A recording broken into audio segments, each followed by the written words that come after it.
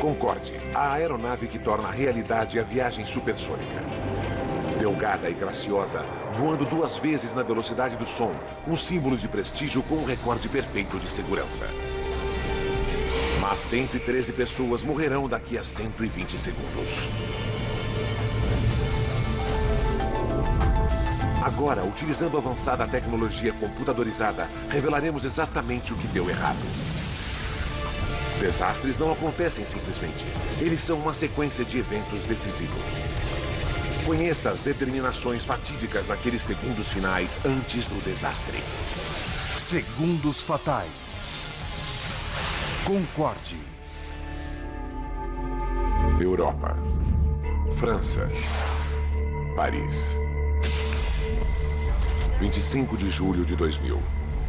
Aeroporto Charles de Gaulle. 12h30 da tarde. 100 homens, mulheres e crianças fazem o check-in para o voo AF4590. Vieram de todas as partes da Alemanha na expectativa de uma viagem única. Férias de sonho, custando no mínimo $13 mil cada. Começa com um voo no Concorde para Nova York. Depois, um cruzeiro luxuoso pelo Caribe. Para o pai de George Meyer, é um prazer especial para comemorar sua aposentadoria. Ele fez 65 anos em 2000 e queria esse prazer para si e sua companheira. Ambos gostavam de viajar e tinha sempre de ser algo especial.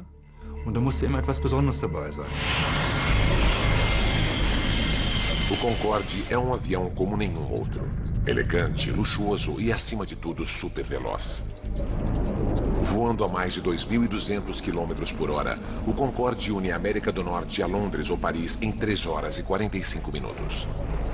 A forma exclusiva do Concorde, com uma cabine compacta e amplas asas deltas, permite que ele risque o céu 3 km a cada 6 segundos. John Hutchinson pilotou o Concorde durante 15 anos. A melhor forma de descrevê-lo é simplesmente dizer que era um puro sangue. Uma estrutura linda que responde bem aos comandos como um vencedor de um grande prêmio.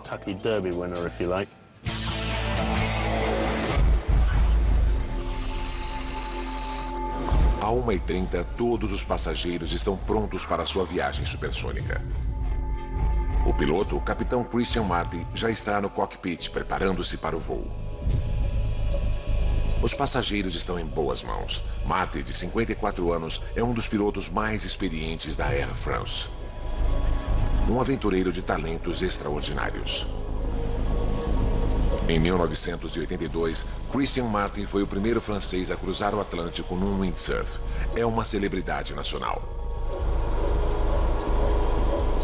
A bordo do Concorde, o capitão Marty faz a verificação pré-voo. Seu controlador de tráfego aéreo é o experiente Gilles Logilin, que chega para iniciar seu turno da tarde.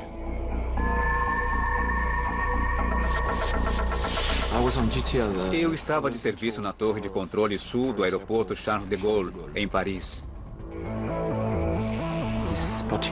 Não era o meu plantão, mas na véspera um colega me pediu para trocar. Ele fez o meu horário da manhã e eu fiz o seu turno da tarde. Com a troca de turno, ele ganhou um presente inesperado. Gilles Logilin é o controlador responsável pela decolagem do Concorde. O Concorde é um dos mais belos aviões que eu já vi. Sua linha é pura. Eu gostava muito de vê-lo aterrissando e decolando. Durante a verificação pré-voo, o capitão Marty vê que o motor número 2 apresenta uma falha técnica. Uma pequena peça precisa ser trocada. Não é nada sério, mas a segurança do Concorde é sempre prioritária. Com 900 mil horas nos 40 mil voos realizados, jamais houve uma fatalidade. O reparo atrasa a partida do Concorde em 1 hora. 13h54. Os passageiros começam a embarcar. Entre eles, encontra-se a família Air, Christian e Andrea e seus filhos Maximilian e Catarina. Klaus e Margaret Franzen são professores que economizaram 20 anos para esta viagem. Famílias comuns saindo para uma aventura incomum. Às 4h35 da tarde, o Concorde está pronto para decolar. A bordo, a ansiedade aumenta à medida que o jato supersônico taxia na pista. Na torre de controle, Gilles Logeland autoriza a decolagem do voo 4590 da Air France na pista 26 à direita. São 4h40 da tarde. Até então, para passageiros e tripulantes, tudo está normal. O capitão Marty alinha o avião na cabeceira da pista, pronto para liberar a potência dos 4 motores Rolls-Royce do Concorde. Para o piloto sênior John Hutchinson, um momento como este é sempre especial. Quando abrimos os reguladores de gasolina para a potência total, sentimos uma grande vibração de força enquanto o avião acelera pela pista. E tem-se a sensação de que a única coisa que ele quer é elevar-se no ar o mais rápido possível para o seu ambiente natural.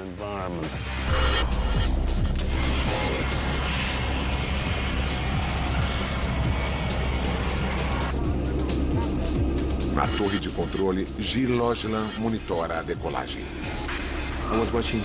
Eu estava observando o Concorde ganhando força na pista porque é sempre bonito de se ver. É um avião bem pesado e no início é vagaroso, depois ganha velocidade. O Concorde acelera na pista de 4.000 metros. Ele passa a 320 km por hora.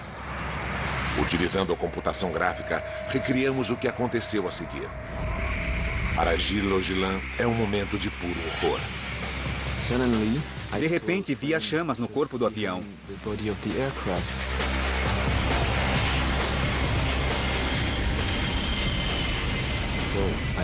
Corri para o microfone e disse: Air France 4590, as chamas atrás de vocês. O capitão Marty não pode ver as chamas e com uma aceleração de 320 km por hora, o Concorde tem que decolar. Restam só 2.000 metros de pista e o Concorde precisa de 3.000 para ter a chance de parar em segurança. Nessa velocidade, em qualquer situação, o avião tem de decolar. Ele não pode abortar a decolagem. Observando as chamas, vi o nariz do Concorde levantar.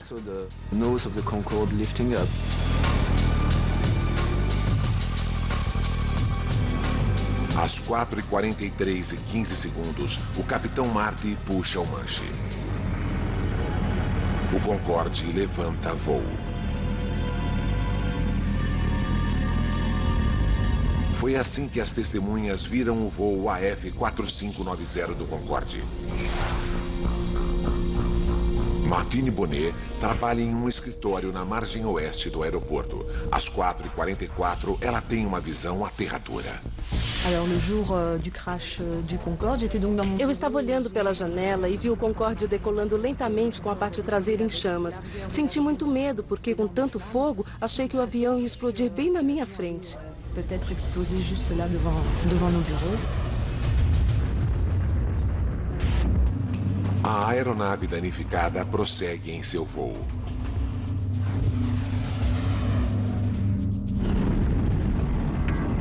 Perto de onde Martine trabalha, o mensageiro Emmanuel Vermignon dirige sua van no final da pista. Quando o Concorde passou, minha janela estava aberta. Eu usava uma camisa polo e o calor que o avião emanava derreteu partes da minha camisa e me provocou pequenas bolhas. Eu podia sentir a quentura no chão.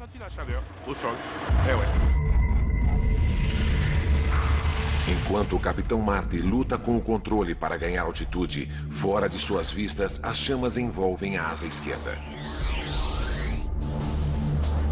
A visão chocante foi filmada pela esposa de um motorista de caminhão. É o único filme mostrando o Concorde em chamas. Ele será uma prova vital nas investigações.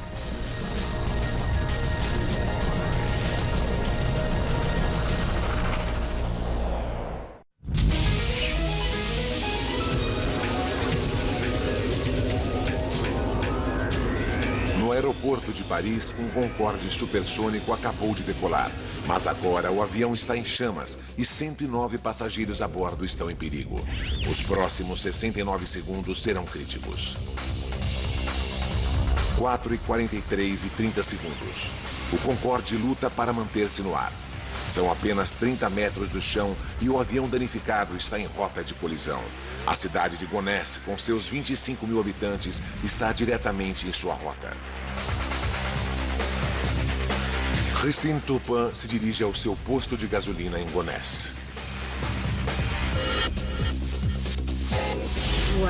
Eu estava dirigindo quando vi um avião. Era o Concorde com fogo na parte de trás. Fui diminuindo a marcha e vi o avião em chamas.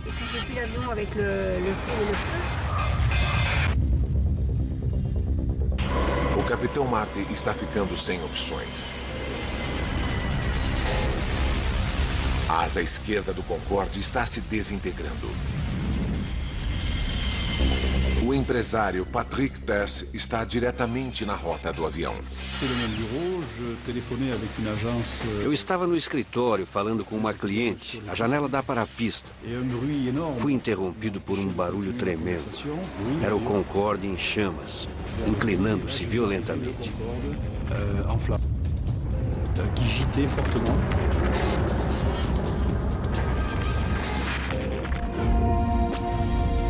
O Concorde inclina-se para a esquerda. O avião estanca e mergulha para o solo.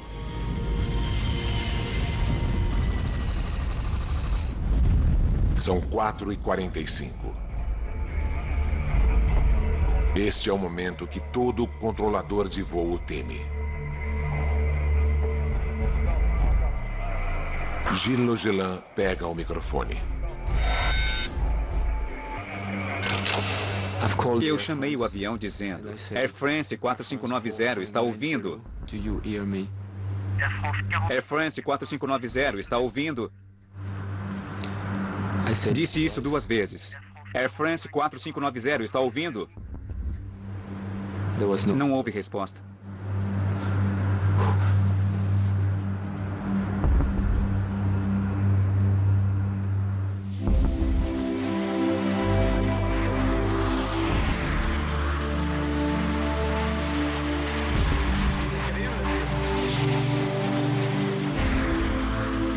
O jato supersônico com os tanques cheios e 109 pessoas a bordo cai sobre um hotel nas cercanias de Gonesse.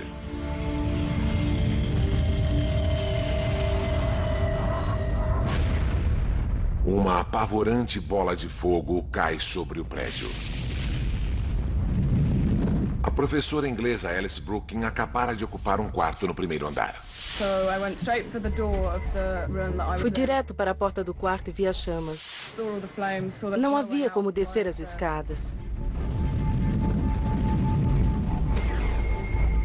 Atravessei o quarto e fui para a janela. Felizmente, o recepcionista que estava no estacionamento disse: "Você tem de pular." Ao mesmo tempo, Christine Turpin também vê a explosão e teme o pior.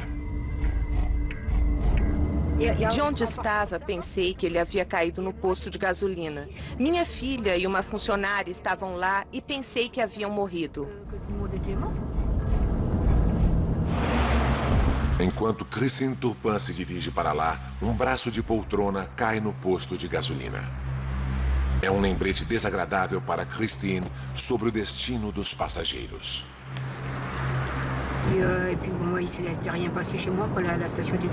Ao se ver um braço de poltrona, não se pode deixar de imaginar que deve ter sido dos passageiros a bordo do avião. 8 minutos depois da queda, dezenas de carros de bombeiros e ambulâncias correm para o local. Uma tragédia estarrecedora, não só para os passageiros do Concorde, como para os que estão no hotel. O chefe regional dos bombeiros, Coronel Fabrice Chauvin, lidera o salvamento. J'ai plusieurs choses qui me passent par la tête. Enquanto dirigia, muitas coisas passaram pela minha cabeça. O mais importante para mim era dividir a operação em duas partes separadamente. Uma, a queda do avião, apagar o fogo e salvar os sobreviventes. E dois, organizar socorro para os feridos antes de serem levados para o hospital. A intensidade do fogo é tão grande que levarão 3 horas para controlá-lo. Como mostram as cenas deste noticiário, os restos queimados do avião e do hotel estão irreconhecíveis. As tentativas de resgate são inúteis. 113 pessoas morrem, 4 do hotel e 109 passageiros e tripulantes do Concorde.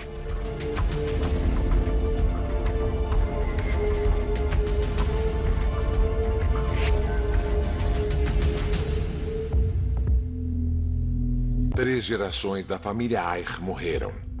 Os avós das crianças quiseram oferecer à família férias inesquecíveis e reservaram o voo no Concorde.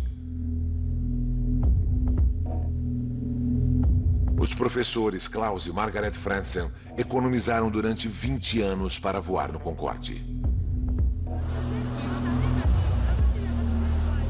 A equipe de salvamento começa a trágica tarefa de retirar os corpos do local do acidente.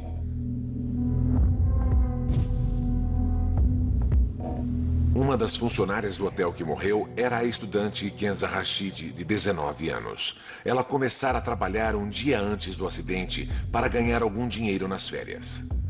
Outra vítima é a arrumadeira Devraneh Chandan Singh. Ela deixou 2 filhos.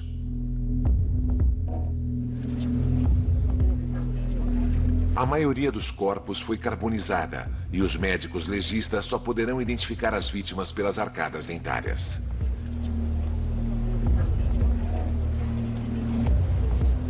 É um momento doloroso para os parentes das vítimas, como George Meyer.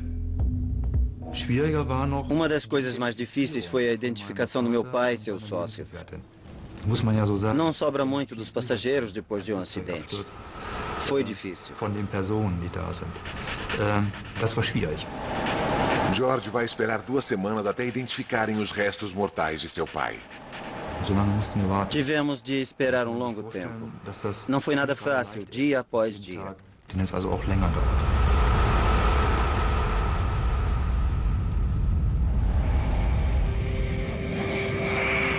O acidente surpreende a todos.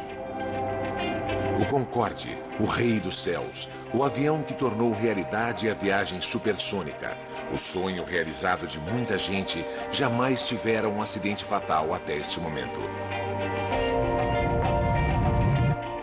Foram apenas 120 segundos para destruir esse recorde perfeito. Agora, revendo os eventos daquele dia fatídico e nos aprofundando nas investigações, poderemos revelar o que realmente aconteceu. Uma precisa simulação computadorizada nos levará aonde nenhuma câmera pôde chegar, o coração da zona do desastre.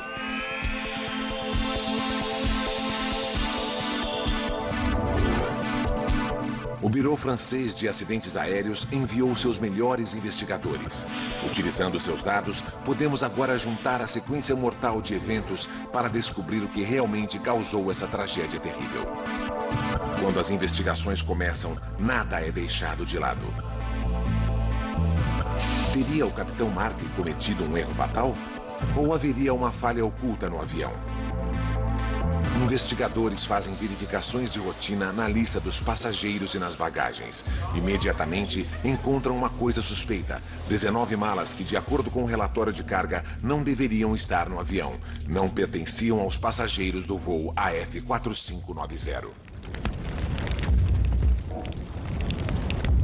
Poderia um terrorista ter colocado uma bomba no avião? Não teria sido a primeira vez. 270 pessoas morreram em 1988, quando terroristas plantaram uma bomba em uma mala que destruiu um 747 da Pan Am no abominável acidente em Lockerbie. Em Gonesse, os investigadores dividem o local da queda do Concorde para uma busca meticulosa. Eles fotografam e rotulam tudo o que é encontrado em cada seção.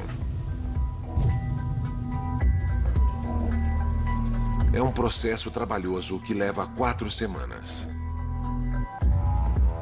Depois, cada pedaço dos destroços é levado para identificação e análise. 3 hangares do Le Bourget, outro aeroporto de Paris, torna-se seu local de repouso final. Este monte de entulho é tudo que sobrou do hotel, tal a intensidade do impacto e do fogo. A construção de 40 apartamentos é reduzida a pouco mais de uma pilha de fragmentos.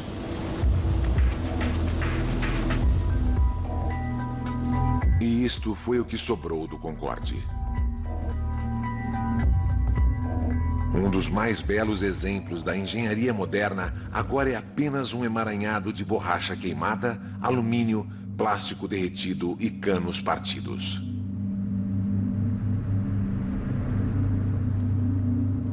Os investigadores franceses separam e identificam cada fragmento. Entre estes restos queimados jazem importantes pistas para elucidar a causa da queda do Concorde.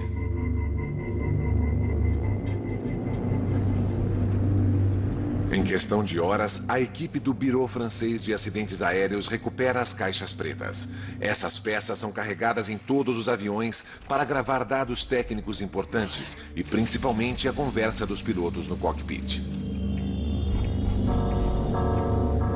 Eles analisam as caixas pretas. Não há som de explosões e fica claro que não se pode culpar o terrorismo. Os investigadores são forçados a buscar uma nova pista. Eles se concentram no reparo do motor ordenado pelo capitão Marty pouco antes da decolagem. Eles sabem que o Concorde havia voltado de Nova York no dia anterior, com um inversor de empuxo defeituoso no motor número 2. O inversor de empuxo ajuda a frear o avião depois da aterrissagem. Os investigadores analisam a gravação dos dados do voo, mas não encontram provas de que um inversor de empuxo defeituoso possa ter causado o acidente. Aumenta a pressão para se encontrar uma resposta. Até lá, as autoridades francesas proíbem todos os voos no Concorde da Air France. As atenções agora se voltam para os 120 segundos do início da última decolagem da aeronave. O capitão John Hutchinson pilotou centenas de decolagens dela. Depois de alinhado na pista, o capitão aperta o cronômetro e abre totalmente os reguladores. A tarefa do capitão é manter-se em linha reta na pista. A tarefa do copiloto é fazer o que a velocidade pede. O engenheiro de voo está ali presente, monitorando todos os instrumentos, principalmente este grupo, que são dos motores.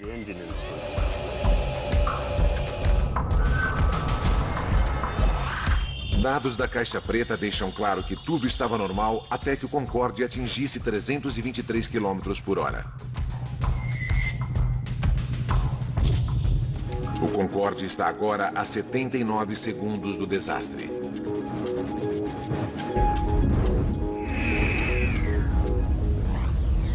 Registros de dados revelam uma súbita perda de potência em ambos os motores sob a asa esquerda.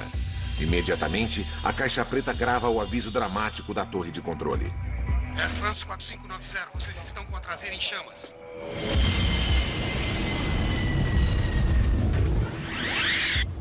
Apesar do aviso, o piloto Christian Marty tinha passado o ponto de retorno. Não há pista suficiente para parar em segurança. Ele teve que decolar. Ele puxou o controle de coluna para levar o avião a seu ângulo de 12,9 graus. Estava tendo problemas com os motores esquerdos, que não produziam a potência que deviam, e se esforçando muito para que a aeronave ganhasse velocidade. Mas com certeza estava sendo vencido pelos problemas dos motores esquerdos.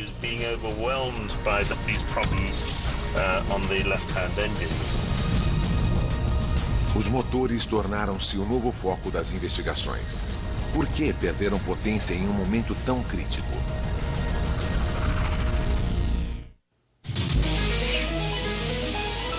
Com apenas 2 minutos de jornada, o voo 4590 do Concorde da Air France cai matando 113 pessoas. Um golpe devastador na primeira aeronave supersônica do mundo. Utilizando computação gráfica avançada com base no relatório oficial, nos aprofundamos na investigação para revelar a sequência mortal de eventos. Os investigadores sabem que os dois motores esquerdos perderam potência quando o Concorde ultrapassou os 323 km/h na pista. Mas por quê? Então, houve um novo e importante dado. Os investigadores franceses encontraram vários fragmentos de pneus na pista, um deles pesando 4,5 kg. Testes confirmam rapidamente que pertencem ao Concorde. É uma pista significante. Por quê? Porque os pneus do Concorde se dilatam em pressão extremamente alta, o que os torna mais propensos a estourar que os de outras aeronaves, principalmente durante pousos e decolagens. O piloto John Hutchinson explica. Quando o capitão levanta o avião, ele está comprimindo o trem de pouso na pista. E a pressão se torna maior nos pneus e nas rodas naquele ponto em especial.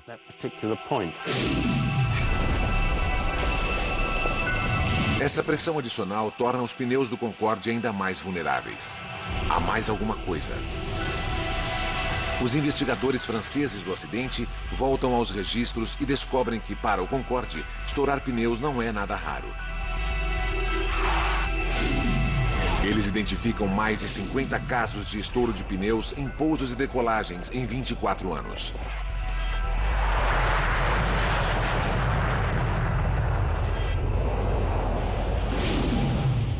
Um dos piores incidentes envolveu outro Concorde da Air France, dessa vez no aeroporto Dulles, de Washington, em 1979.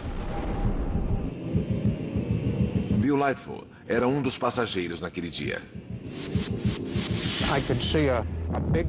Eu podia ver um grande buraco aberto na asa, com pedaços de alumínio ou liga metálica, e muito líquido jorrando do buraco aberto nela. O relatório oficial desse acidente afirma que o pneu estourou enquanto taxiava. Depois, o metal exposto esquentou demais e explodiu, pouco antes da decolagem.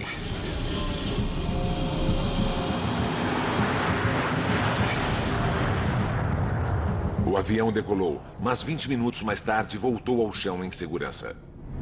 O avião sobreviveu a esse susto que causou uma grande vistoria de segurança nos pneus. Os engenheiros do Concorde instalaram sensores para detectar pneus subinflados, modificaram procedimentos de inspeção de rodas antes de cada voo e, o mais importante, como explica o especialista em aviação David Learmonth, desenvolveram pneus mais fortes que podem suportar 2 vezes o peso de sua carga normal. O requisito em voos de teste era podermos ter um pneu estourado na decolagem e podermos completá-la sem pneu algum.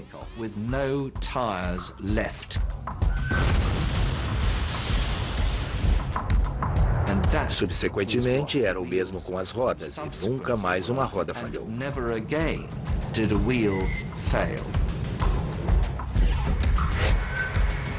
Isso até 18 anos mais tarde, quando alguma coisa errada acontece. Apesar das medidas de segurança, um dos pneus do Concorde explode em fragmentos. Os investigadores vão mais fundo. Eles reexaminam os escombros encontrados na pista e fazem a mais importante descoberta da investigação. Esta misteriosa tira de metal de 43 centímetros. Quando se encaixa a tira de metal de 43 centímetros ao dano no pneu do Concorde, o ajuste é perfeito. De repente, tudo passa a depender da origem desse metal. De onde ele veio?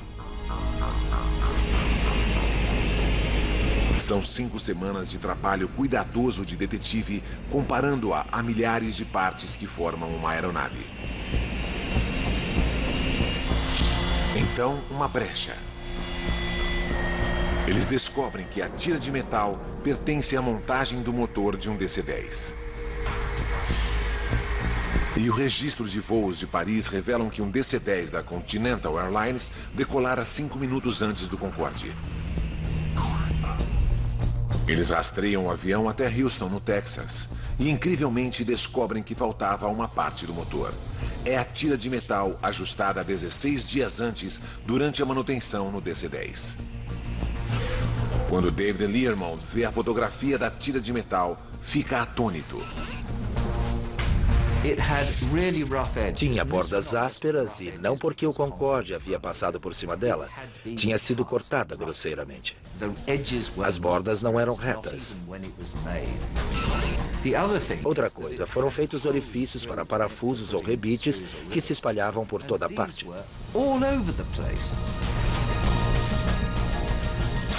Os investigadores agora têm uma teoria sólida sobre a contribuição da tira de metal no acidente. 81 segundos antes do acidente, o Concorde AF4590 segue a 323 km por hora na pista. O pneu bate na tira de metal. Explode e um pedaço de borracha de 4,5 kg sai voando e atinge a asa. Os tanques de combustível do Concorde localizam-se nas asas e, em seu formato em delta, elas não são projetadas para suportar tamanho impacto. Esse tipo de eventualidade jamais fora previsto em testes. Estimava-se, em cada teste para provar uma aeronave, que se um pneu explodisse, seus pedaços pesariam cerca de 1 quilo.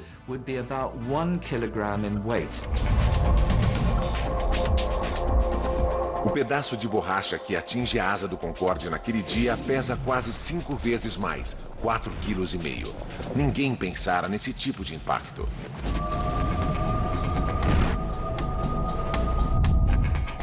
E mais, pode-se encaixar um fragmento grande do pneu em uma cavidade na asa, mas, surpreendentemente, a asa não foi perfurada naquele ponto. E se o pesado pedaço de borracha não perfurou a asa, o que fez o combustível vazar? O pedaço de pneu que atingiu a asa e a danificou era tão grande e chato que, embora muito pesado, não perfurou a asa. Mas causou uma onda de choque tão forte no combustível que abriu uma brecha no tanque da asa para o lado de fora. O choque foi enorme.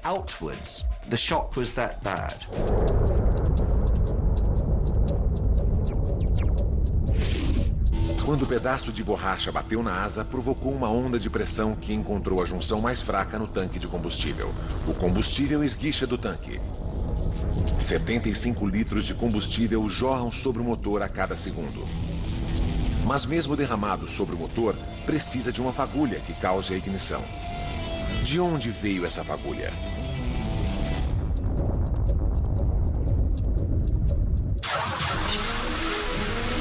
O Concorde 4590 da Air France cai depois de decolar do aeroporto Charles de Gaulle, em Paris.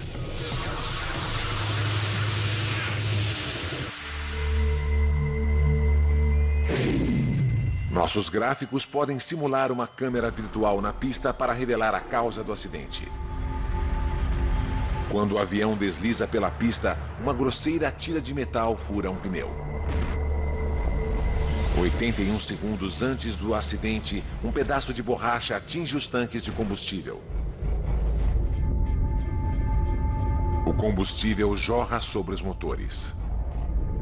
Não basta isso para causar uma catástrofe. É preciso uma fagulha.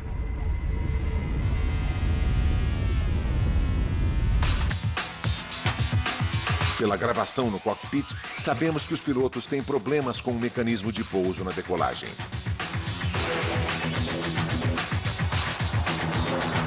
Enquanto o Concorde luta para ficar no ar, o piloto Christian Marty busca levantar o trem de pouso. Mas ele se emperra aberto.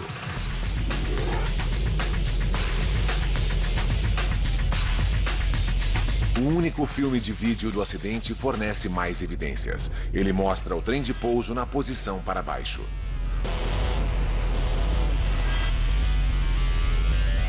O que impediu que as rodas se retraíssem? A explicação mais plausível pode ser vista nesta simulação do computador.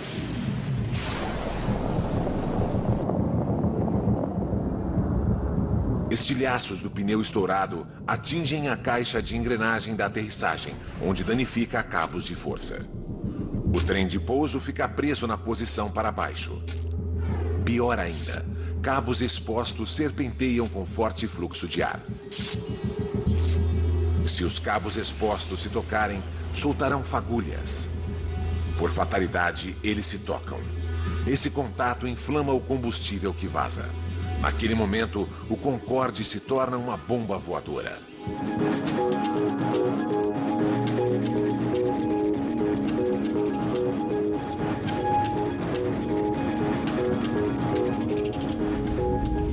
Agora podemos dizer como deve ter sido para o Capitão Marty.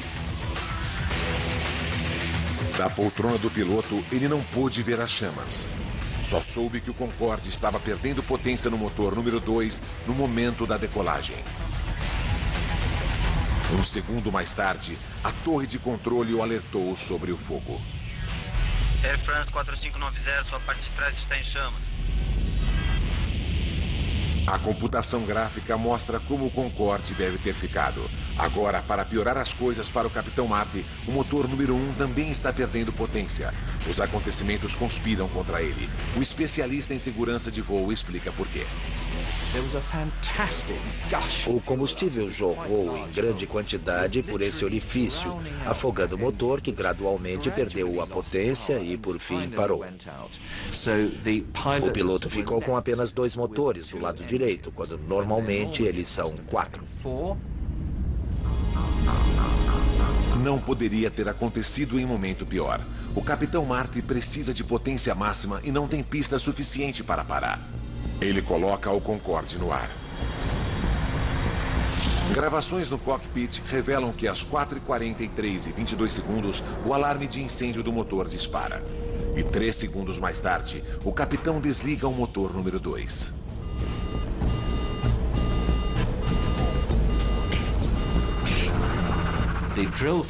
O procedimento para incêndio é desligar o motor, cortar o suprimento de combustível e tentar o extintor de incêndio para apagar o fogo.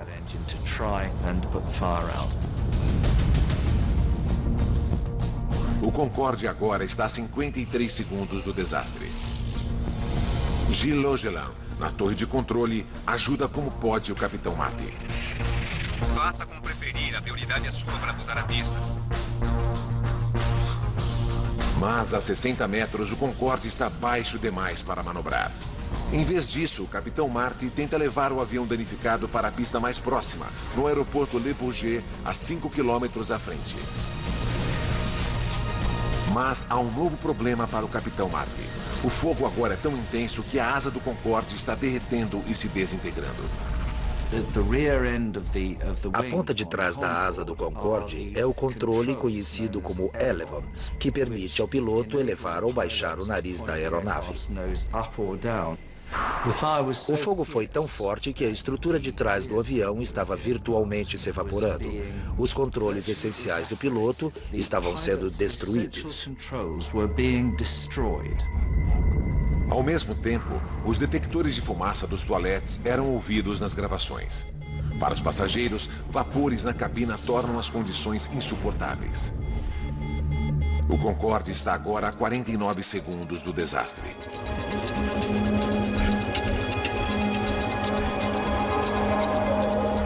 No cockpit, Christian Marty luta com os controles, tentando ganhar velocidade e altura. Mas está sendo vencido pelo fato de que a asa e seus controles estão se desintegrando.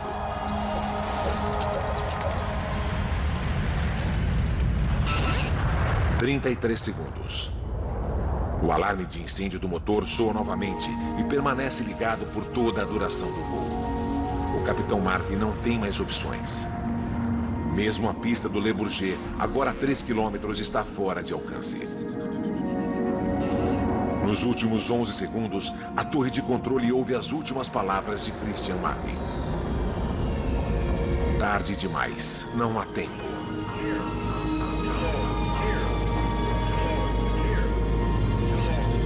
Faltando 4 segundos, o avião mergulha a 15 metros. O ato final foi o avião erguer-se e atingir cerca de 110 graus de inclinação lateral. Naquele momento, o avião tornou-se completamente incontrolável. 3 segundos. O Concorde não se mantém mais no ar. Ele para e começa a tombar para a esquerda. Há um hotel diretamente abaixo. O avião está prestes a cair.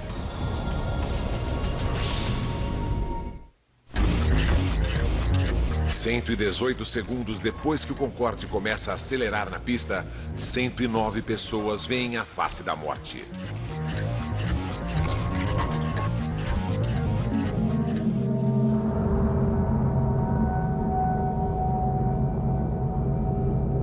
Dois segundos mais tarde, ele cai sobre um hotel de aeroporto.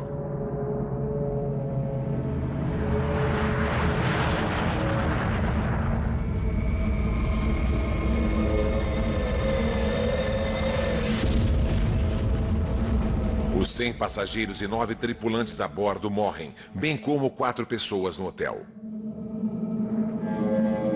O controlador de tráfego aéreo, Gilles Logelin, iniciou o Concorde em seu voo fatídico e foi testemunha dos apavorantes segundos finais. Eu sabia que tudo havia terminado. Sabia que era a confirmação de uma realidade que eu não aceitara. Pois até aquele momento, eu ainda acreditava não ser verdade, que não era real. E aí eu percebi que estava acabado. O que não podia acontecer, acontecera. Era um acidente real. O Concorde, o único supersônico bem-sucedido, teve seu recorde de 25 anos de segurança destruído em apenas 120 segundos. Foi um desastre de horror inimaginável. Os passageiros tiveram poucos segundos para se preparar para morrer. O advogado Christoph Valens fala pelas vítimas. Creio que os passageiros perceberam logo que alguma coisa ia mal com o avião. Ele não subiu, e então uma asa pegou fogo. Ele voava a baixa altitude, logo acima do chão. Depois, o avião começou a virar. Acho que eles perceberam logo que algo terrível estava para acontecer. E devem ter se preparado para morrer. 2 dias mais tarde, permitem que os parentes coloquem flores no local do acidente.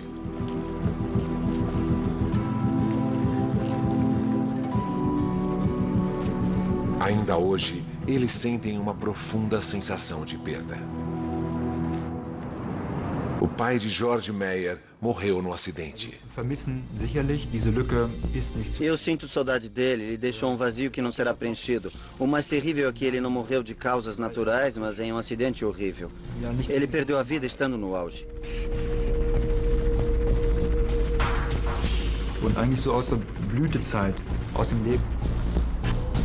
O desastre também foi traumático para os sobreviventes da cidade de Gonesse.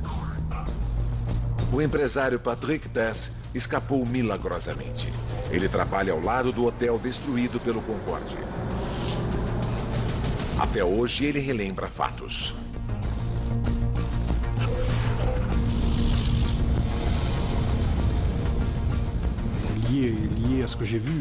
Naturalmente, o acidente causou um efeito em mim. Não poderia ser de outra forma.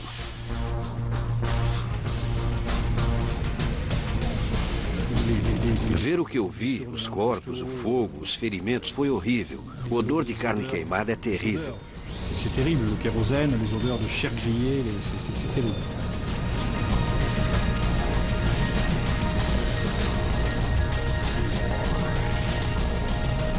Para o Concorde, o desastre de Paris foi o início do fim.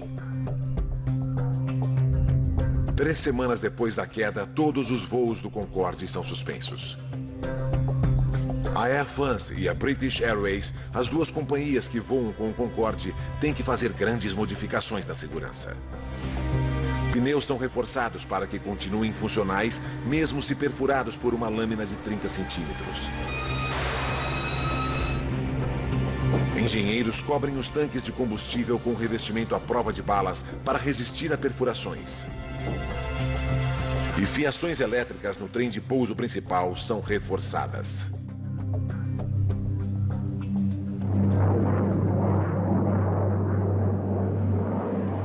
Mas o Concorde nunca mais recuperaria sua antiga glória. 14 meses depois da queda, ele voltou a voar. Mas o custo para manter e melhorar a frota envelhecida é alto demais. O número de passageiros cai vertiginosamente. Em 24 de outubro de 2003, o Concorde leva passageiros pela última vez. A primeira era de passageiros supersônicos chega ao fim. O Concorde agora é apenas uma relíquia de museu. Aquela fatídica tarde de julho em Paris deveu-se a uma crítica sequência de eventos. Uma simples tira de metal na pista perfura um pneu, lançando pedaços do pneu contra a asa. Uma onda de pressão causa a erupção do combustível do tanque e os fragmentos voam para debaixo do trem de pouso, onde atinge um cabo elétrico. Uma fagulha se inflama, causando um inferno no momento crucial da decolagem.